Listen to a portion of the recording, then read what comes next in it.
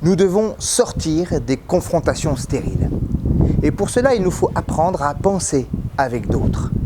En politique, dans la société civile comme dans l'Église, c'est devenu une nécessité vitale dans un monde où les hommes, les religions et les cultures s'entrecroisent dans un même espace-temps globalisé.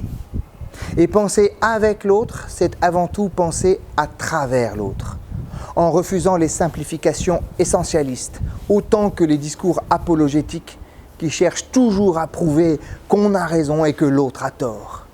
Le défi consiste à ne pas simplement juxtaposer nos convictions brandies comme des étendards, ni tomber dans un relativisme paresseux, mais à essayer de traduire la pensée de l'autre.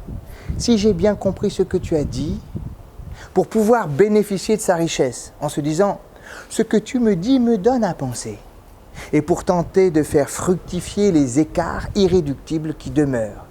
Là, je ne peux pas te suivre parce qu'il serait naïf d'espérer une confrontation sans heurts, en fait.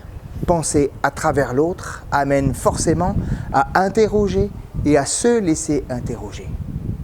Pour s'engager sur cette voie escarpée, il est souhaitable, voire nécessaire, de partir avec un certain degré de confiance en soi. L'autre n'est pas forcément une menace en soi, et nous sommes suffisamment bien ancrés dans nos convictions pour ne pas avoir peur. Et de confiance en l'autre aussi. L'autre n'est pas forcément l'intention de nous nuire. La plupart du temps, cette part conflictuelle est perçue comme un malheur ou une faiblesse, souvent refoulée dans une sorte de dénégation irénique.